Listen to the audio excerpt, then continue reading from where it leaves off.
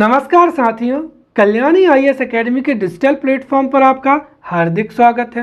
पिछले लेक्चर में हमने प्रकाश के अपवर्तन को बहुत ही अच्छे से पढ़ा एवं समझा था। इस लेक्चर में हम लेंस द्वारा प्रतिबिंब निर्माण को बहुत ही अच्छे से पढ़ेंगे एवं समझेंगे। तो शुरू करते हैं लेंस से। देखिए, लेंस एक ऐसी युक्ति होती है जो दो पृष्ठों से घिरी हुई होती है तथा जिसके दो या एक लेंस क्या होता है, एक पृष्ठ गोलीय होता है। साथ ही साथ यह अपवर्तन के सिद्धांत पर आधारित होती है और यह प्रकाश किरणों को या तो अभिसारित करती है या अपसारित करती है, उसे ही लेंस कहते हैं।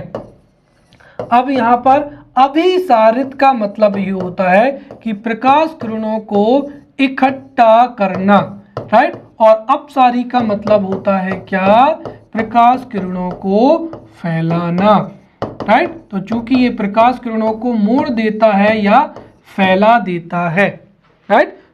इसी वजह से जो लेंस है उसका एक पृष्ठ जो है गोलीय होना अनिवार्य होता है। अगर एक पृष्ठ भी गोलीय नहीं होगा तो लेंस प्रकाश किरणों को ना तो अपसारित कर पाएगा ना ही अवसारित कर पाएगा, राइट। और लेंस में जो पृष्ठ क्या होता है, उभरा हुआ रहता है। जैसे ये जो पृष्ठ है ये उभरा हुआ है, तो लेंस में उभरे हुए पृष्ठ को क्या कहा जाता है, उत्तल पृष्ठ कहा जाता है। और जो धंसा हुआ पृष्ठ होता है उसको कॉनकेव या अवतल जो है पृष्ठ क्या है कहा जाता है। तो ये लेंस का उत्तल पृष्ठ होगा और ये लेंस का क्या होगा, अवतल पृष्ठ होगा। तो इस तरीके से अगर हम देखें तो लेंस वह युक्ति होती है जो दो पृष्ठों से घिरी हुई होती है तथा जिसका दो या एक पृष्ठ है वो गोलीय होता है। साथ ही यह अपवर्तन के सिद्धांत पर कार्य करता है और यह प्रकाश किरणों को अभिसारित इकट्ठा करता है या अपसारित फैलाने का कार्य करता है, उसे ही लेंस कहते हैं। और लेंस होने के लिए दोनों पृष्ठों में से एक पृष्ठ गोलीय होना चाहिए, तभी अभिसारी एवं अपसारी प्रक्रिया संभव हो पाती है, राइट। लेंस जो है उत्तल, अवतल एवं समतल इन पृष्ठों के संयोजन से जो लेंस है ये कई प्रकार का होता है। तो लेंस के हम यहाँ पर प्रकार देखेंगे। तो लेंस क्या होता है, लेंस जो है, लेंस दो पारदर्शी पृष्ठों से घिरा हुआ युक्ति होती है जिसका दो या एक जो पृष्ठ है वो गोलीय होता है, जो अपवर्तन के सिद्धांत पर कार्य करता है तथा प्रकाश किरणों को अपसारित या अभिसारित कर देता है, उसे ही लेंस कहते हैं। और लेंस में जो दोनों पृष्ठ हैं उनमें से उत्तल, अवतल या समतल के आधार पर जो लेंस है वो 6 प्रकार के होते हैं। सबसे पहला हो जाएगा द्विउत्तल, या जिसको वाई कॉन्वेक्स कहते हैं या उभयोत्तल भी कहा जाता है। तो ऐसा लेंस जिसके दोनों पृष्ठ, ये पृष्ठ भी उत्तल और ये पृष्ठ भी उत्तल, तो ऐसा लेंस जिसके दोनों पृष्ठ उत्तल होते हैं उसको उभयोत्तल या द्विउत्तल या वाई कॉन्वेक्स लेंस कहा जाता है। दूसरा, ऐसा लेंस, राइट, ऐसा लेंस जिसका एक तल क्या होता है, उत्तल होता है तथा दूसरा तल समतल होता है, उसको समतलोत्तल या समतल उत्तल या प्लेनो कॉन्वेक्स लेंस भी कहा जाता है। फिर तीसरा हो जाएगा अवतलोत्तल उत्तल या अवतल उत्तल लेंस। तो एक लेंस, राइट, ऐसा लेंस जिसका एक पृष्ठ क्या हो, उत्तल हो और दूसरा पृष्ठ क्या हो, यहाँ पर अवतल हो, राइट। तो एक पृष्ठ उत्तल हो और दूसरा पृष्ठ अवतल हो तो वह लेंस होगा अवतलोत्तल या कॉनकेवो कॉन्वेक्स लेंस उसको कहा जाएगा। फिर लेंस का जो चौथा प्रकार है वो हो जाएगा उभयतल या वाई कॉनकेव लेंस। ऐसा लेंस जिसका एक पृष्ठ और ये दूसरा पृष्ठ, तो ऐसा लेंस जिसका दोनों पृष्ठ क्या होते हैं, अवतल होते हैं, जिसके दोनों पृष्ठ जो होते हैं अवतल होते हैं, उस लेंस को क्या कहा जाता है, वही वाई कॉनकेव या उभयतल जो लेंस है वो कहा जाता है। फिर पांचवा प्रकार हो जाएगा समतल अवतल लेंस, राइट। एक ऐसा लेंस जिसका एक तल क्या होता है, समतल, राइट, जिसका एक तल हो उत्तल तथा दूसरा तल हो समतल। तो एक लेंस जिसका एक पृष्ठ अवतल हो और दूसरा पृष्ठ समतल हो उसको क्या कहेंगे? प्लेनो कॉनकेव लेंस कहेंगे या समतल अवतल लेंस कहेंगे। फिर हो जाएगा एक लेंस जिसका एक भाग क्या हो, यहाँ पर ये ऐसा लेंस जिसका एक पृष्ठ हो अवतल और दूसरा जो पृष्ठ है वो कैसा हो? उत्तल लेंस हो यहां पर। तो एक ऐसा लेंस जिसका एक पृष्ठ क्या होता है?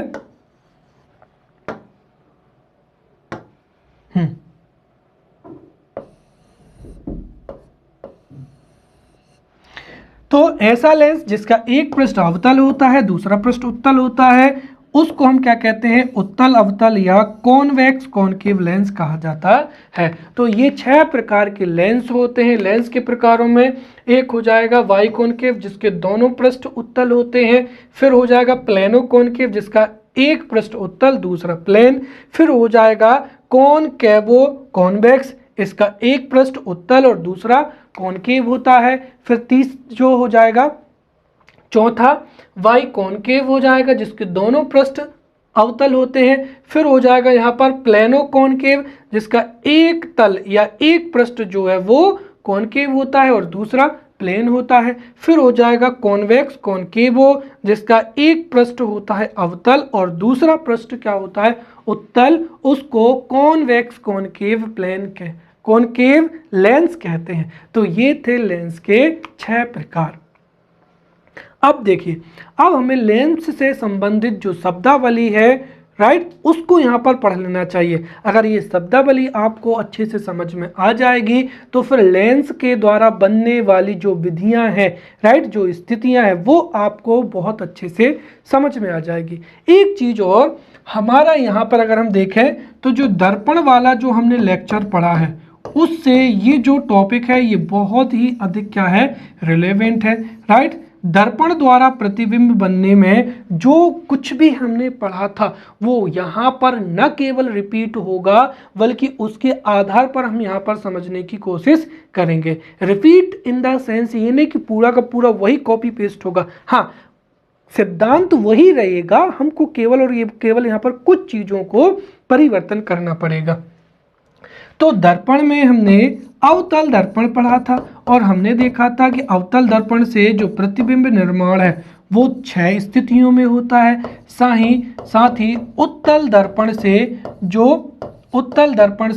जो प्रतिबिंब बनता है वो 2 स्थितियों में बनता है राइट। वही की वही 6 स्थितियां यहाँ पर भी पढ़नी है लेकिन किस में? उत्तल लेंस में।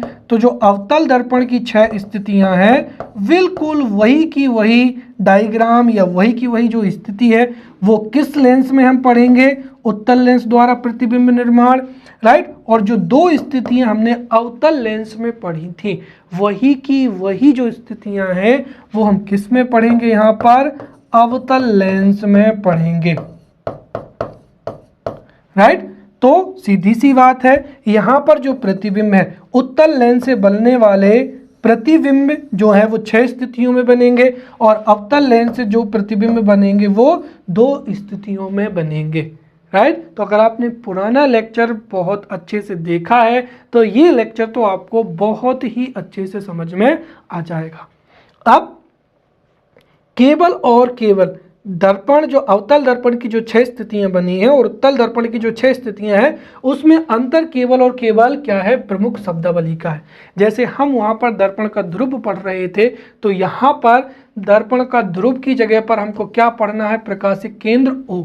और भी कुछ परिवर्तन है तो जो कुछ भी परिवर्तन है उसको समझने के लिए लेंस से संबंधित जो शब्दावली है उसको हम बहुत ही अच्छे से पढ़ेंगे ताकि अगर इससे 3 नंबर का प्रश्न पूछा जाता है तो वो भी आप मुख्य परीक्षा में आसानी से लिख पाएं और साथ ही लेंस के द्वारा जो बनने वाली स्थितियां हैं उनको भी आप बहुत अच्छे से समझते चले जाएं राइट। सबसे पहला हो जाएगा सेंटर ऑफ कर्वेचर।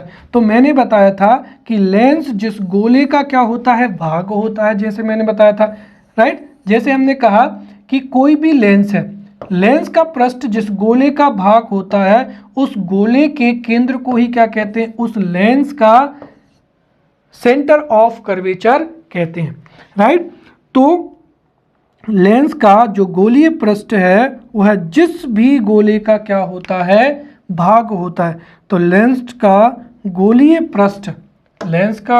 पृष्ठ जिस गोले का भाग होता है उस गोले के केंद्र को ही क्या कहा जाता है, लेंस का प्रकाशिक केंद्र कहा जाता है, राइट।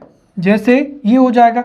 अब यहाँ पर एक अंतर ये है कि हमने देखा था कि जैसे ये है लेंस का ये जो पृष्ठ है, राइट, लेंस का ये जो पृष्ठ है ये जिस गोले का केंद्र होगा उसके केंद्र का उस गोले का जो केंद्र है उसको इस लेंस का केंद्र कहेंगे। तो एक तो वक्रता केंद्र क्या होगा, दाईं ओर होगा, और साथ ही साथ ये जो दूसरी फलक है, राइट, ये जिस गोले का भाग होगा उस गोले का केंद्र भी कहाँ होगा, यहाँ होगा। इसीलिए लेंस के दो वक्रता केंद्र होते हैं और हमेशा बाएं वाले को हम C1 से दर्शाते हैं और दाएं वाले को C2 से दर्शाते हैं। वैसे ही यहाँ पर जो अवतल लेंस है इसके भी कितने होंगे, सेंटर ऑफ कर्वेचर 2 होंगे, राइट। ये जो है अवतल लेंस की ये जो पृष्ठ है, इस पृष्ठ, ये अवतल लेंस की इस पृष्ठ में ये पृष्ठ है, ये जिस गोले का भाग है उसके केंद्र को अवतल लेंस का वक्रता केंद्र करेंगे, और ये जो पृष्ठ है ये जो पृष्ठ है ये जिस गोले का भाग है उसके केंद्र को इसका क्या कहेंगे, वक्रता केंद्र। तो इसका भी C1 बाईं ओर होगा और C2 क्या होगा, दाईं ओर होगा। तो वक्रता केंद्र को C से दर्शाते हैं। दर्पण का एक ही वक्रता केंद्र होता है परंतु लेंस के 2 पृष्ठ होते हैं, इसी वजह से लेंस के 2 वक्रता केंद्र होंगे। बाईं ओर वाले को C1 से और दाईं ओर वाले को C2 से क्या करेंगे, निरूपित करेंगे। अब दूसरा हो जाएगा प्रकाशिक केंद्र। तो जैसे हमने दर्पण का केंद्र बिंदु पढ़ा था, दर्पण के केंद्र को ध्रुव कहते हैं, वैसे ही लेंस के जो केंद्र होता है उसको क्या कहा जाता है, प्रकाशिक केंद्र O कहा जाता है, राइट। तो लेंस का जो केंद्र बिंदु है उसे, लेंस के केंद्र बिंदु को ही लेंस का प्रकाशिक केंद्र कहते हैं, इसको O से दर्शाते हैं, राइट। और साथ ही साथ इसकी एक और विशेषता है जिसको आपको बहुत अच्छे से याद रखनी है, वो ये है कि यदि कोई प्रकाश किरण प्रकाशिक केंद्र O से गुजरती है तो वह बिना किसी विचलन के क्या होती है, निर्गत हो जाती है।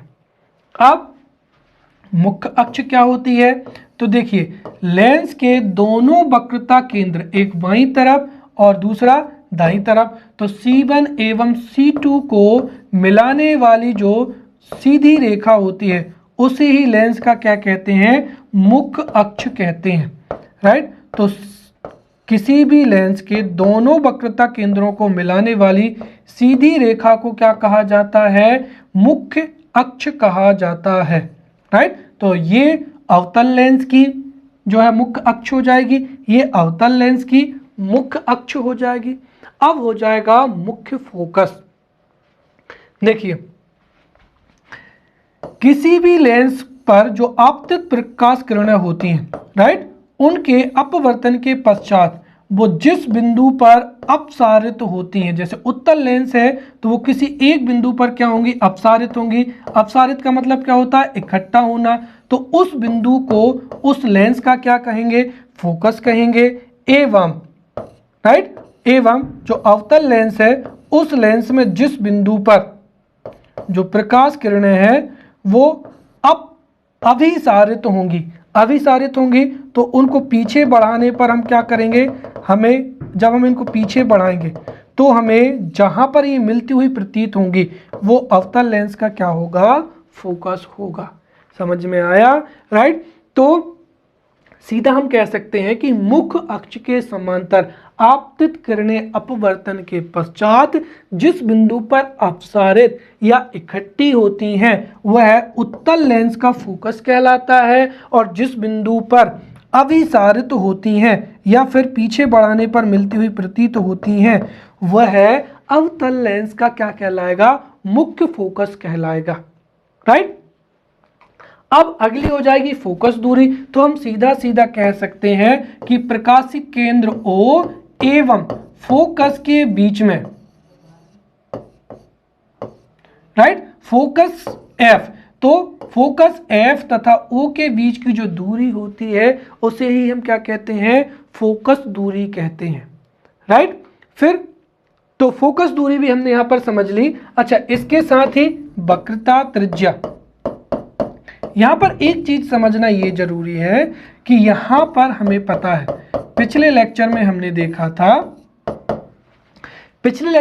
देखा था कि जो वक्रता त्रिज्या होती है, राइट, वो वक्रता केंद्र एवं ध्रुव के बीच की दूरी होती है और इसके बीच में ही क्या होता है, फोकस होता है। अर्थात वक्रता त्रिज्या जो है वो फोकस दूरी की कितना होती है, 2 गुना होती है, राइट। तो फोकस दूरी इंटू 2 को ही क्या कहते हैं, वक्रता त्रिज्या कहते हैं या आर कहते हैं।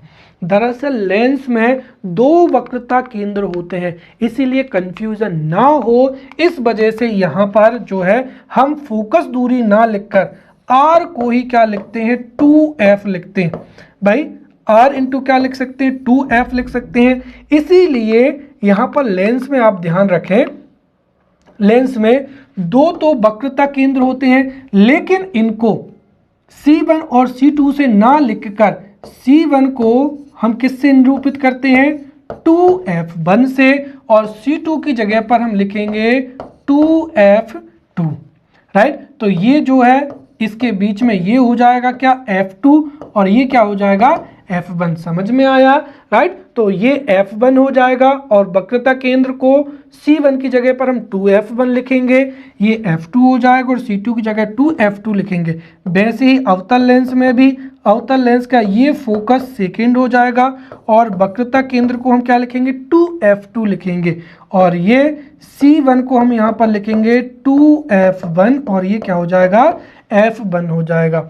तो ये लेंस का प्रकाशिक केंद्र हो जाएगा। फिर C1 एवं C2 को मिलाने वाली रेखा मुख्य एक्सिस हो जाएगी, जहां पर अविसारित होता है, अपसारित होता है वो केंद्र फोकस हो जाएगा, और O एवं F2 के बीच की दूरी फोकस दूरी हो जाएगी। तो ये F2, ये 2F2, वैसे ये F1 और ये 2F1। हमेशा ध्यान रखें F1 और 2F1 ये हमेशा बाईं ओर रहेंगे और F2 और 2F2 ये हमेशा दाईं ओर रहेंगे। ये अगर आपको समझ में आ गई हो तो अब आपको जो 6 स्थितियां हैं वो बहुत ही अच्छे से समझ में आ जाएंगी। तो सबसे पहले हम बात करते हैं किसकी, उत्तल लेंस की। फिर उत्तल लेंस से बनने वाले प्रतिबिंब हैं उनको भी बहुत अच्छे से पढ़ेंगे। तो उत्तल लेंस भी हो सकता है 5 नंबर में पूछ लिया जाए। तो उत्तल लेंस क्या होता है, देखिए सामान्यतः जो द्वि उत्तल लेंस होता है या कॉन्वेक्स लेंस होता है उसको ही उत्तल लेंस कहते हैं। तो जो सामान्यतः द्वि उत्तल लेंस या वाई कॉन्वेक्स लेंस को ही क्या कहा जाता है, उत्तल लेंस कहा जाता है। और उत्तल लेंस जो है किनारों की अपेक्षा बीच में क्या होता है, मोटा होता है, राइट। तो किनारों की अपेक्षा ये बीच में मोटा होता है। अर्थात हम ये भी कह सकते हैं कि उत्तल लेंस जो है बीच में मोटा होता है, किनारों पर पतला होता है, या किनारों की अपेक्षा बीच में मोटा होता है। साथ ही इस पर आपतित जितनी भी प्रकाश किरणें होती हैं ये उन प्रकाश किरणों को किसी एक बिंदु पर इकट्ठा कर देता है या अपसारित कर देता है। इसी वजह से इस लेंस को क्या कहते हैं, अभिसारित कर देता है, इसलिए इस लेंस को अभिसारी लेंस। अब लेंस के द्वारा प्रतिबिंब निर्माण को पढ़ने से पहले हम लेंसों के बारे में भी समझते चलते हैं, ताकि लेंस से भी प्रश्न आ जाए वो भी बन जाए, और फिर प्रतिबिंब को तो हम पढ़ेंगे ही सही। तो हम यहाँ पर समझते हैं उत्तल लेंस के बारे में। देखिए सामान्य रूप से जो द्वि उत्तल लेंस होता है या वाई कॉन्वेक्स लेंस को ही क्या कहा जाता है, उत्तल लेंस कहते हैं। तो द्वि उत्तल लेंस या वाई कॉन्वेक्स लेंस को ही उत्तल लेंस कहते हैं। और यह लेंस जो है किनारों की अपेक्षा बीच में क्या होता है, मोटा होता है, या हम ये कह सकते हैं कि उत्तल लेंस किनारों पर पतला होता है, बीच में मोटा होता है, और ये अपने ऊपर आपतित जो किरणें होती हैं उनको क्या करता है, किसी एक बिंदु पर, राइट, किसी एक बिंदु पर क्या करता है, इकट्ठा कर देता है। अर्थात ये प्रकाश किरणों को क्या करता है, अभिसारित करता है, राइट। तो ये चूंकि प्रकाश किरणों को क्या करता है, अभिसारित करता है या कन्वर्ज करता है, इसीलिए इस लेंस को अभिसारी लेंस या कन्वर्जिंग लेंस भी कहते हैं। अब हम उत्तल लेंस के द्वारा प्रतिबिंब निर्माण को बहुत ही अच्छे से समझते हैं, और यहाँ पर हो सकता है कि आपसे 3 नंबर में प्रश्न पूछा जाए कि उत्तल लेंस पर यदि वस्तु को अनंत पर रखते हैं तो उसका प्रतिबिंब कहाँ पर बनेगा, तो वो आपको पता होना चाहिए। या फिर हो सकता है कि 5 नंबर में प्रश्न पूछ लिया जाए कि उत्तल लेंस के सामने जब वस्तु को 2f1 पर रखा जाता है तो उसका प्रतिबिंब कहाँ पर बनेगा, उसकी प्रकृति क्या होगी, उसका आकार क्या होगा, और साथ ही साथ उस प्रतिबिंब की स्थिति क्या होगी। तो हम यहाँ पर, मैंने अभी आपको बताया था कि उत्तल लेंस जो प्रतिबिंब निर्मित होते हैं वो 6 स्थितियों में निर्मित होते हैं। तो हम यहाँ पर ये 6 की 6 स्थितियों को पिछले लेक्चर के समान चित्र के साथ में पढ़ते चले जाएंगे।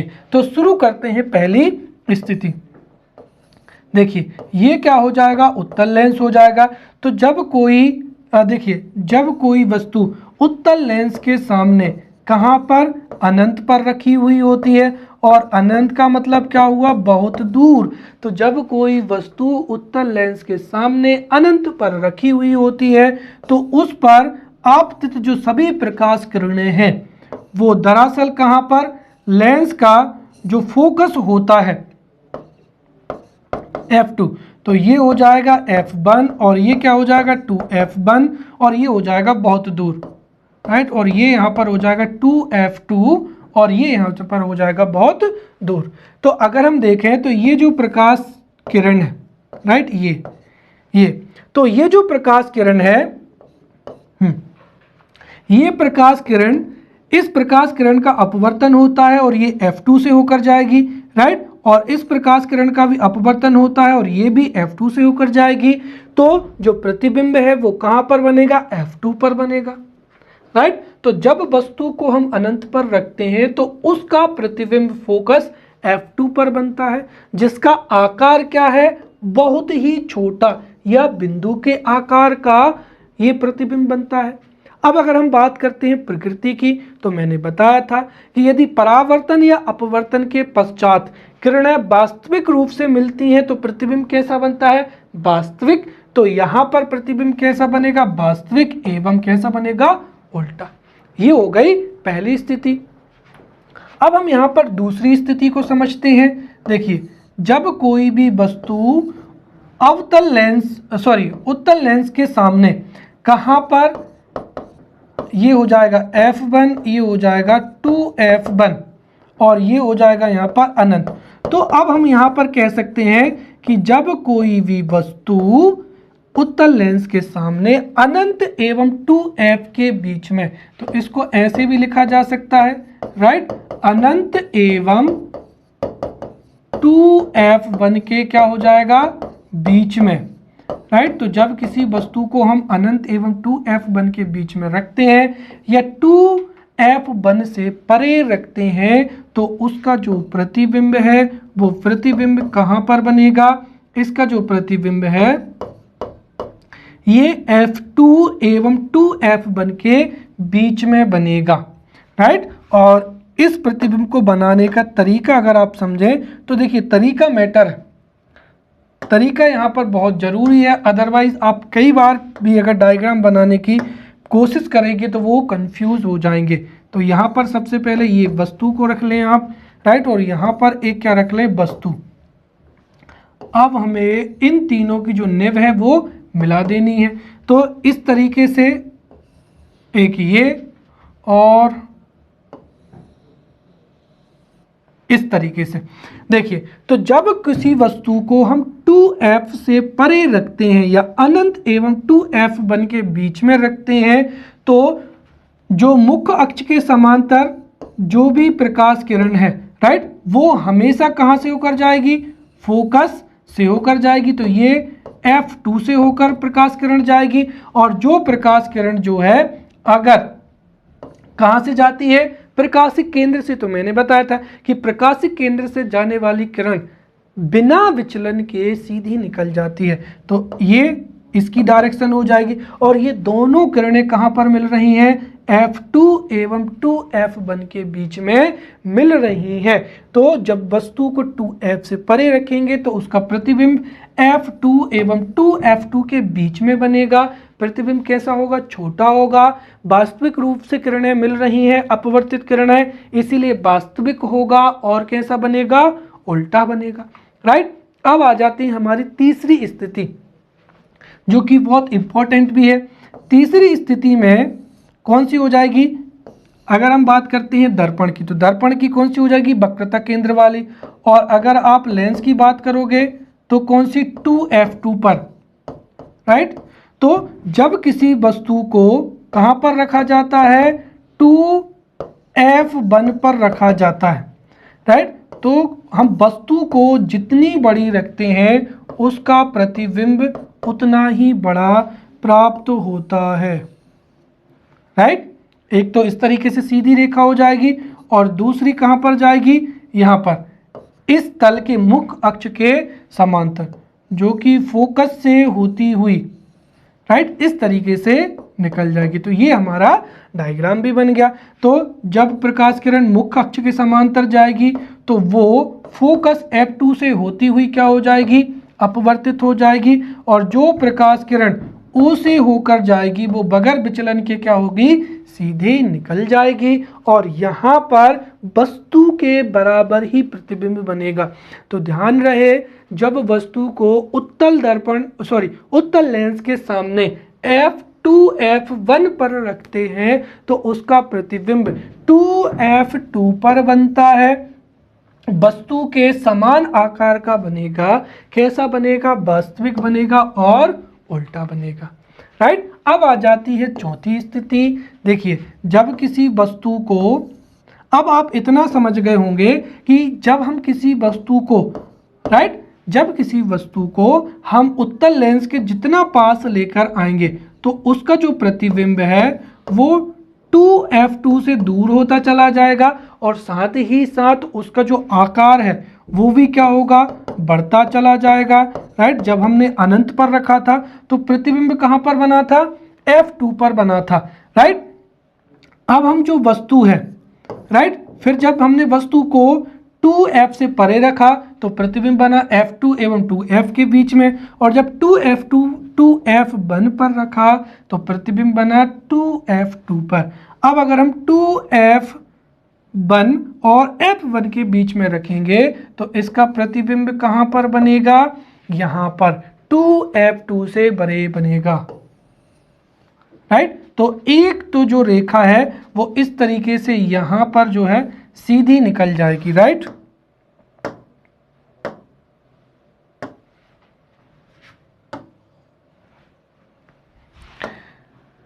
चलिए, तो एक तो जो रेखा है वो यहां पर इस तरीके से, हाँ, ये हो जाएगी। और दूसरी जो है एक रेखा इधर इसके समतल जाएगी, राइट, जो कि कहां से होकर आएगी, फोकस F1 से, इस तरीके से। तो यहां पर जो है इसका प्रतिबिंब बनेगा, राइट। तो जब किसी वस्तु को हम 2F1 एवं F1 के बीच में रखेंगे तो एक किरण जो मुख्य अक्ष के समांतर है वो फोकस से होती हुई अपवर्तित हो जाएगी और एक किरण प्रकाशिक केंद्र से जाती हुई क्या होगी, सीधी निकल जाएगी। और दोनों किरणें यहाँ पर जो है मिलेंगी, 2F से परे मिलेंगी।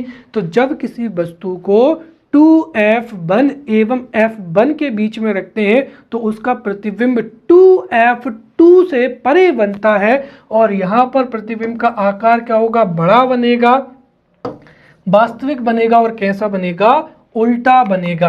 अब आ जाती है हमारी E नंबर की स्थिति, राइट। E नंबर की स्थिति का डायग्राम बनाना बहुत ही सरल है, राइट। ये हो जाएगा यहाँ पर क्या, F2 हो जाएगा, ये 2F2 हो जाएगा, राइट, ये हो जाएगा यहाँ पर F1 और ये हो जाएगा यहाँ पर 2F1, राइट। अब हम वस्तु को कहाँ पर रख रहे हैं, F1 पर रख रहे हैं। तो आप समझिए, देखिए जब हमने किसी वस्तु को कहाँ पर रखा था, अनंत पर। जब हमने वस्तु को अनंत पर रखा तो उसका प्रतिबिंब बना कहाँ पर, F2 पर, राइट। और अब हम यहाँ पर वस्तु को रख रहे हैं F1 पर, तो उसका प्रतिबिंब कहाँ पर बनेगा, अनंत पर बनेगा, राइट। तो ये जो प्रकाश किरण है ये F2 से सीधी क्या होगी, निकल जाएगी, और एक जो है वो प्रकाशिक केंद्र से क्या होगी, सीधी निकल जाएगी। अब मैंने बताया है कि ये दोनों किरणें क्या है, समांतर है। तो जब भी ये किरणें दोनों समांतर होंगी तो एक किरण F2 से सीधी निकल जाएगी, एक किरण जो है प्रकाशिक केंद्र O से सीधी निकल जाएगी, और दोनों ये क्या है, समांतर है, इसीलिए ये आपस में नहीं मिलेंगी। तो ये हम मान लेते हैं कि ये अनंत पर मिलेंगी, तो प्रतिबिंब कहाँ पर बनेगा, अनंत पर बनेगा, और बहुत ही क्या होगा, बड़ा बनेगा, आवर्धित बनेगा, राइट। तो इस तरीके से ये मैंने आपको दर्शाने के लिए बनाया है। अगर मुख्य परीक्षा में ये वाला जो है डायग्राम हमको यहां पर नहीं लिखना है,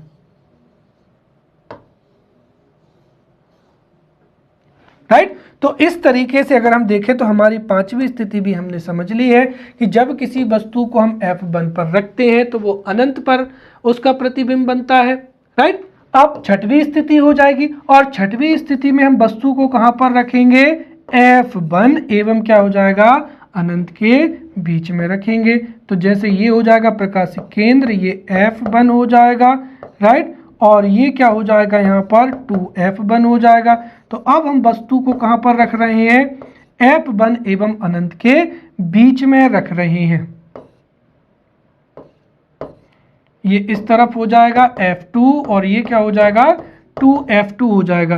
तो जब हम किसी प्रकाश किरण को कहाँ पर रखते हैं, F1 एवं O के बीच में रखते हैं, तो उसका जो प्रतिबिंब है वो अब दर्पण के कहां पर बनेगा, बाईं ओर बनेगा।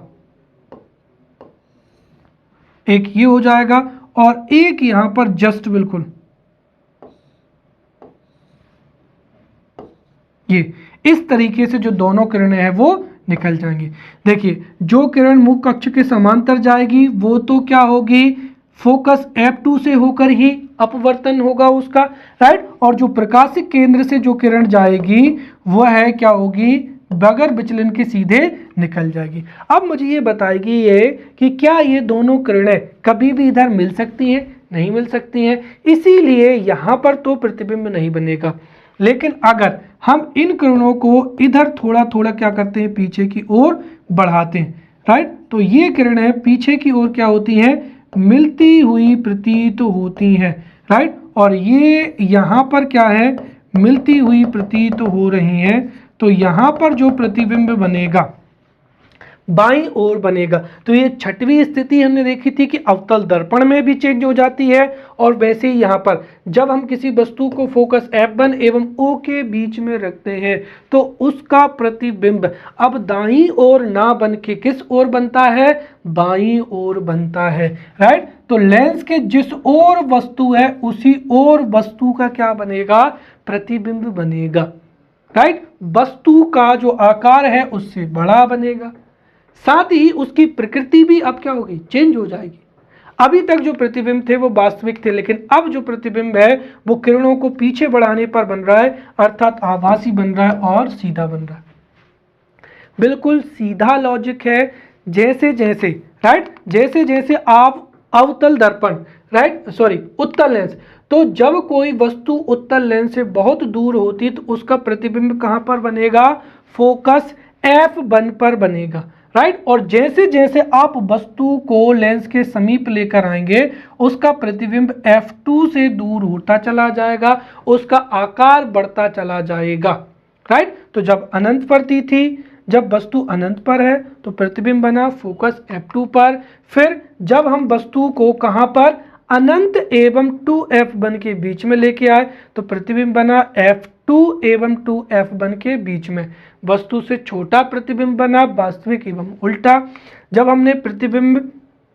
हमने वस्तु को 2f1 पर रखा तो प्रतिबिंब कहां पर बना, 2f2 पर बना, वस्तु के बराबर बना, राइट, वास्तविक एवं उल्टा बना। फिर हो जाएगी चौथी स्थिति, जब हमने प्रतिबिंब को 2f1 एवं f1 के बीच में रखा तो प्रतिबिंब बना 2f से परे, वस्तु से बड़ा, वास्तविक एवं उल्टा। फिर हो जाएगी पांचवी स्थिति, जब हमने प्रतिबिंब को रखा, वस्तु को रखा f1 पर तो प्रतिबिंब बनेगा कहां पर, अनंत पर। और छठवीं स्थिति, जब हम वस्तु को रखेंगे f1 एवं o के बीच में तो उसका प्रतिबिंब बनेगा दर्पण के बाईं ओर, राइट, बड़ा बनेगा, आभासी एवं आवर्धित।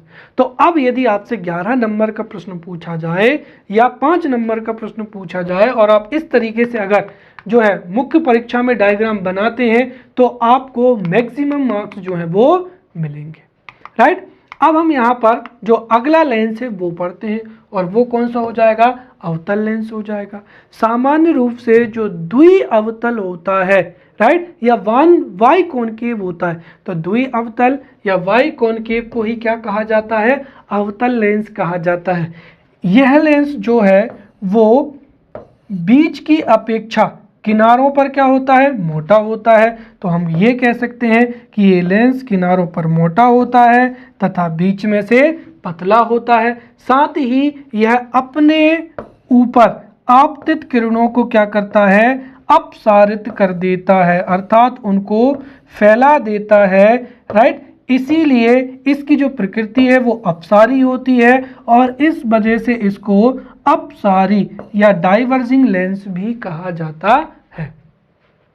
अब अवतल लेंस के द्वारा प्रतिबिंब निर्माण को समझते हैं और हमने देखा था कि अवतल लेंस के द्वारा प्रतिबिंब का जो निर्माण है वो दो स्थितियों में होती है, जो कि कौन से दर्पण, उत्तल दर्पण के समान होती हैं, राइट। तो वो दो स्थितियों को हम यहाँ पर समझते हैं। तो अवतल लेंस द्वारा प्रतिबिंब निर्माण, उसकी पहली स्थिति हो जाएगी कहां पर, जब वस्तु अनंत पर होगी। तो जैसे ये क्या हो जाएगा, अवतल लेंस हो जाएगा। अब अवतल लेंस का ये हो गया केंद्र, तो जब कोई वस्तु अवतल लेंस के केंद्र पर, राइट, तो जब कोई वस्तु अवतल लेंस के समक्ष कहां पर होती है, बहुत दूर होती है, या जिसको हम क्या कहते हैं, अनंत कहते हैं, राइट। तो जब कोई भी वस्तु अवतल लेंस के बहुत दूर या अनंत पर रखी हुई होती है तो उसका जो प्रतिबिंब बनेगा वो प्रतिबिंब कहां पर बनेगा, राइट, वो प्रतिबिंब बनेगा f1 पर।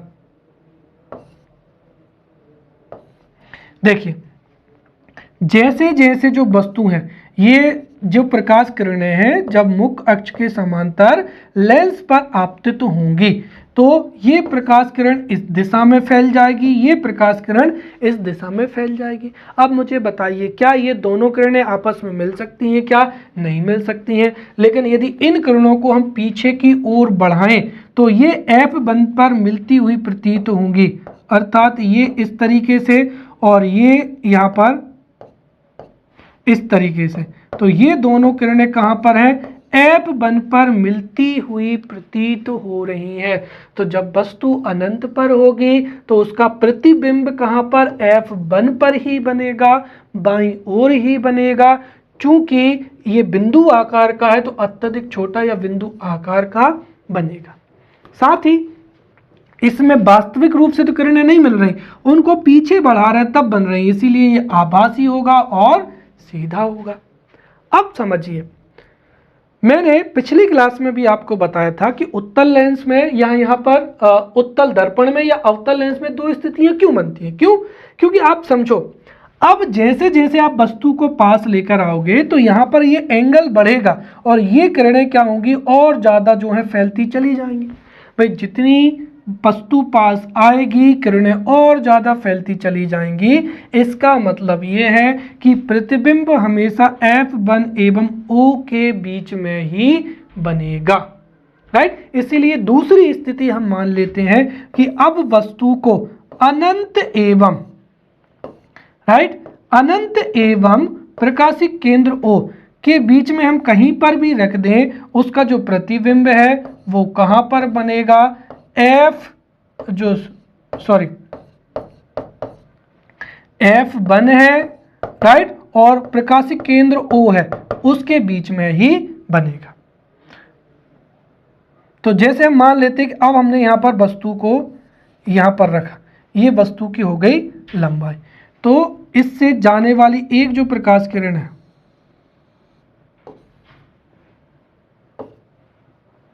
राइट, और दूसरी जो प्रकाश किरण है वो इस तरीके से जाएगी।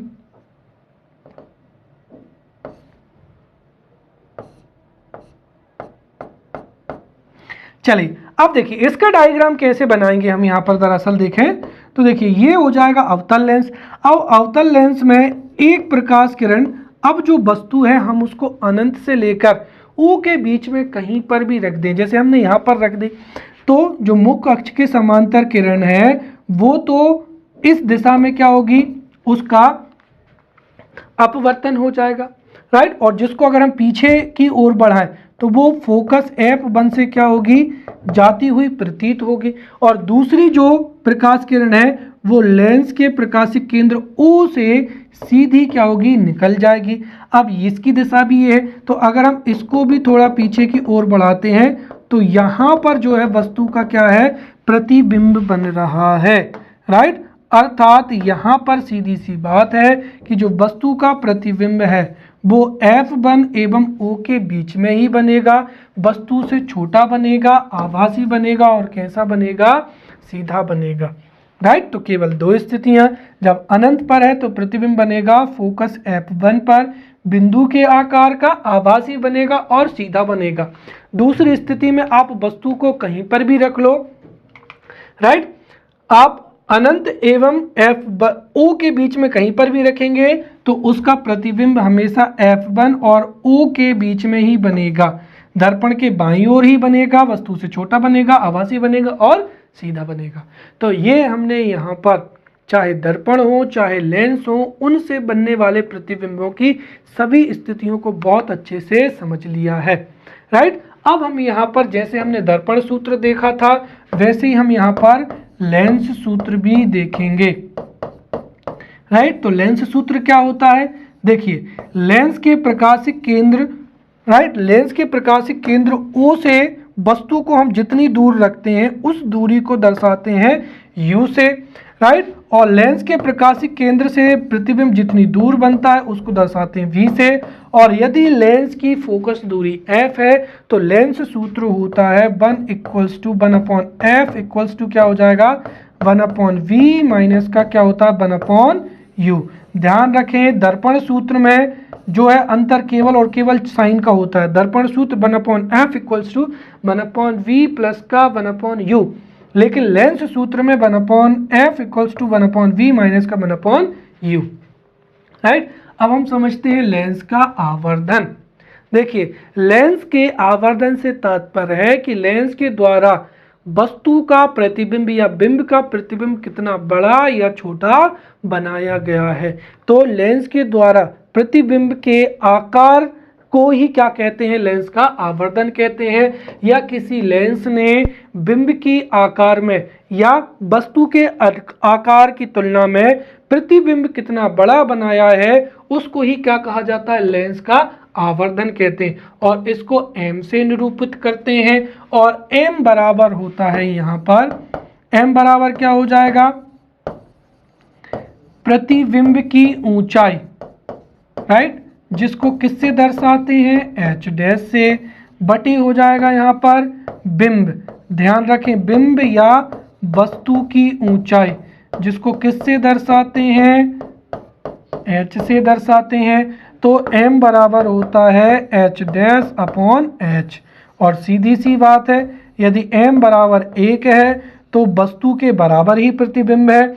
यदि प्रतिबिंब की ऊंचाई ज़्यादा है, यदि m की वैल्यू क्या है, 1 से ज़्यादा है तो प्रतिबिंब वस्तु से बड़ा बनेगा। m की वैल्यू 1 से कम है तो जो प्रतिबिंब है वो वस्तु से कैसा बना है, छोटा बना है। इसके साथ ही m का mu एवं बी में जो संबंध है, हो सकता है ये भी एग्जाम में पूछ लें 3 नंबर में। तो m बराबर होता है h डैश अपॉन h, और अगर हम u और v से दर्शाएं तो ये हो जाएगा यहाँ पर v अपॉन u, राइट। तो हमने लेंस दर्पण का जो आवर्धन देखा था वो होता है m बराबर माइनस का v अपॉन u, लेकिन लेंस का आवर्धन होता है v अपॉन u। ये लेंस का हमने आवर्धन भी यहाँ पर पढ़ लिया है। अब समझते हैं लेंस की क्षमता। लेंस की क्षमता का मतलब होता है, देखिए लेंस की क्षमता से तात्पर्य है किसी लेंस के द्वारा प्रकाश किरणों को अभिसारित या अपसारित करने की मात्रा से है। अर्थात जो लेंस प्रकाश किरणों को जितना ज़्यादा अभिसारित या अपसारित करेगा उसकी क्षमता उतनी ही अधिक होगी, और जो लेंस प्रकाश किरणों को जितना कम अभिसारित या अपसारित करेगा उसकी क्षमता उतनी ही कम होगी। तो किसी लेंस द्वारा प्रकाश किरणों को अभिसरण या अपसरण करने की मात्रा को ही उसकी लेंस क्षमता कहते हैं। इसको P से दर्शाते हैं, और जो लेंस क्षमता होती है वो हमेशा फोकस दूरी की क्या होती है, व्युत्क्रमानुपाती होती है। तो लेंस क्षमता हो जाएगा 1 अपॉन फोकस दूरी, राइट। तो ये हो जाएगा फॉर्मूला, जिसको किससे दर्शाते हैं, P equals to 1 upon F। अब यहाँ पर P को किस में मापा जाता है, डायप्टर में मापा जाता है, और ध्यान रखें जो फोकस दूरी है ये मीटर में ही रखी जाती है। तो यदि किसी लेंस की फोकस दूरी मीटर में है तो उसकी क्षमता किस में आएगी, डायप्टर में आएगी। और यहाँ पर हम डायप्टर को भी समझते हैं कि यदि किसी लेंस की फोकस दूरी 1 मीटर है तो उस लेंस की क्षमता 1 डायप्टर होगी। और चूंकि उत्तल लेंस की क्षमता धनात्मक होती है, इसीलिए उत्तल लेंस का जो क्षमता है वह भी धनात्मक होती है। अवतल लेंस की फोकस दूरी ऋणात्मक होती है, इसलिए अवतल लेंस की क्षमता भी क्या होती है, ऋणात्मक होती है। और जिन व्यक्तियों को नेत्र या दृष्टि दोष होता है वो व्यक्ति क्या पहनते हैं, चश्मा पहनते हैं, और उन चश्मा पहनने में लेंस क्षमता का ही प्रयोग किया जाता है। अब हमारा जो है 5 नंबर का प्रश्न या 3 नंबर का लेंसों के प्रयोग, राइट। लेंसों का जो प्रयोग है, देखिए लेंसों का प्रयोग जो जितने भी प्रकाशिक उपकरण होते हैं उनको बनाने में किया जाता है। जैसे अगर हम देखें तो जो प्रकाशिक उपकरण है, प्रकाशिक उपकरण बनाने में लेंसों का प्रयोग किया जाता है। जैसे अगर आप देखें तो एक तो हो जाएगा सूक्ष्मदर्शी, राइट, और एक क्या हो जाएगा, दूरदर्शी। तो पास की वस्तुओं को देखने के लिए सूक्ष्मदर्शी या दूरदर्शी बनाने में लेंसों का प्रयोग किया जाता है। और एक होती है सरल सूक्ष्मदर्शी जिससे छोटी वस्तुओं को देख सकते हैं, और एक होती है संयुक्त सूक्ष्मदर्शी जिससे हम बहुत ही छोटी वस्तुओं को देख सकते हैं। जैसे आपके ब्लड में आरबीसी की क्वांटिटी कितनी है इसको कंपाउंड माइक्रोस्कोप से ही देखा जाता है।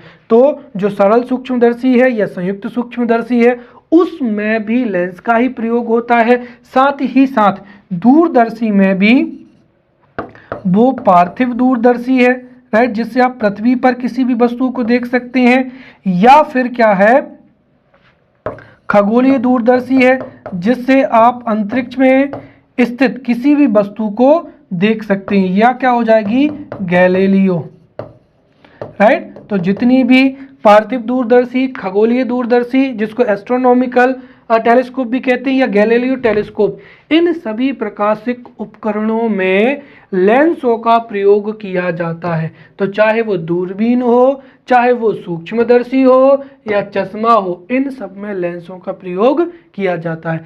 साथ ही जो आवर्धक ग्लास होता है, मैग्नीफाइंग ग्लास होता है, राइट, जिसका प्रयोग जौहरी करते हैं नक्काशी देखने के लिए या आप भी बारीक अक्षर देखने के लिए करते हैं, तो मैग्नीफाइंग ग्लास में भी उत्तल लेंस का प्रयोग किया जाता है। और जिस व्यक्ति को दृष्टि दोष होते हैं उनके निवारण के लिए भी लेंस पहना जाता है।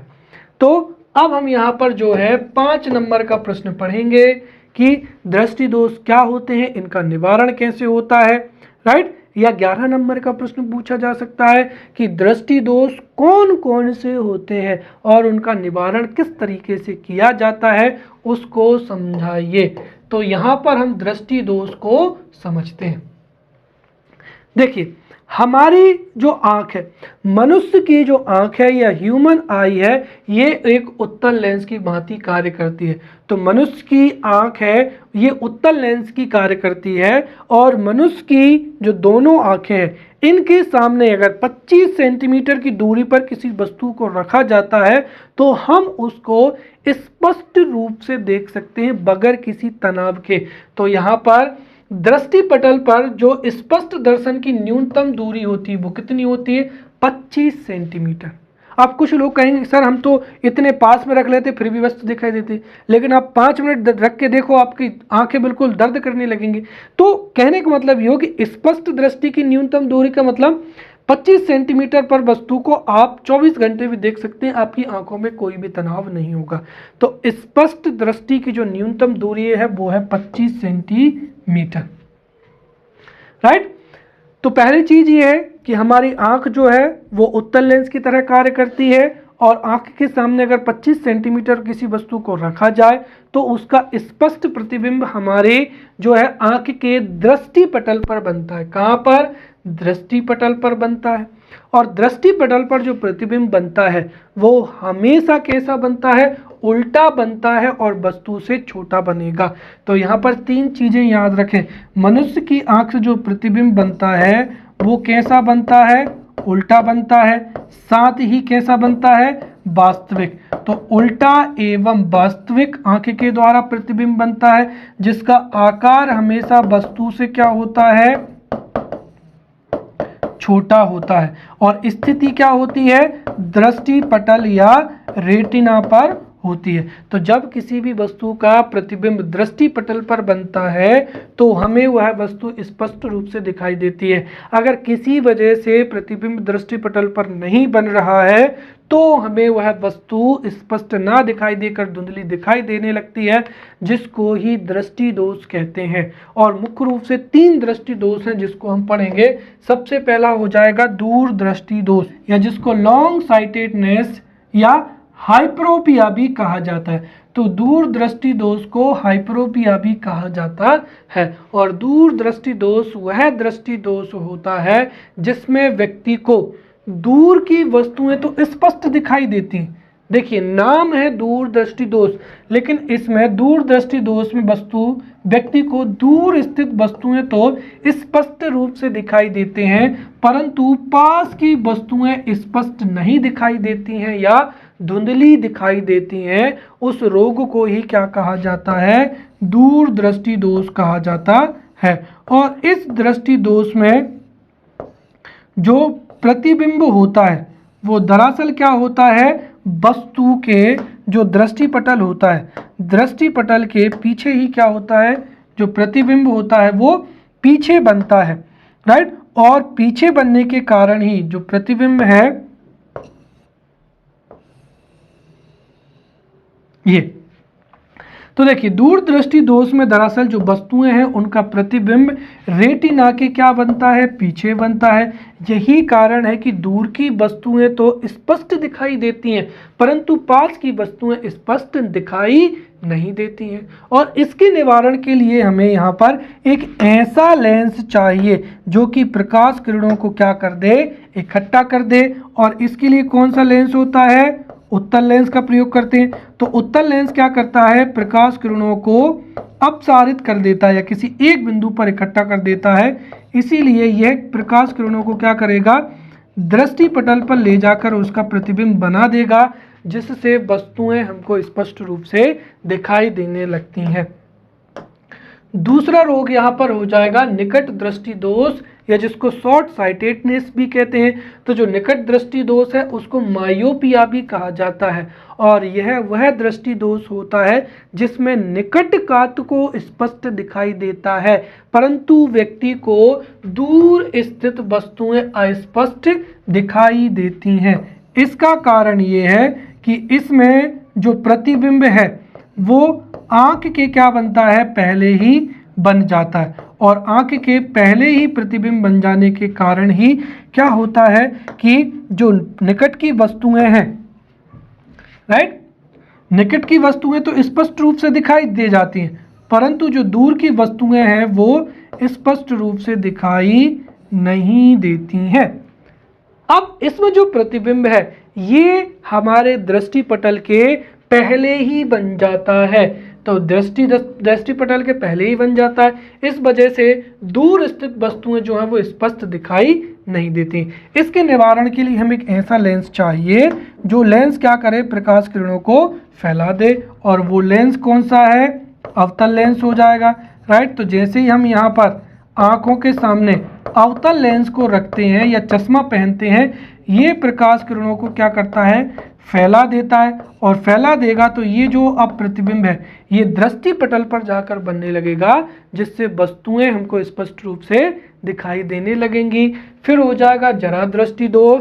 देखिए वह दृष्टि दोष जिसमें बुढ़ापे की वजह से या अधिक आयु की वजह से व्यक्ति को ना तो दूर का दिखाई देता है और ना ही पास का दिखाई देता है, उस दृष्टि दोष को जरा दृष्टि दोष कहते हैं। और इसके निवारण के लिए बाईफोकल लेंथ या द्विफोकसी, जिसमें दोनों ही फोकस हों, उत्तल के और अवतल के, उसका प्रयोग किया जाता है। दरअसल दूर देखने के लिए, राइट, दूर देखने के लिए ऊपर जो लेंस होता है, राइट, तो जैसे हम ये कहें दूर देखने के लिए ऊपर की ओर कौन सा लेंस होता है, अवतल होता है, तो इसमें ऊपर की ओर अवतल लेंस होता है जिससे दूर की वस्तुओं को देखा जा सके, और पास का स्पष्ट देखने के लिए नीचे की ओर उत्तल लेंस होता है, राइट।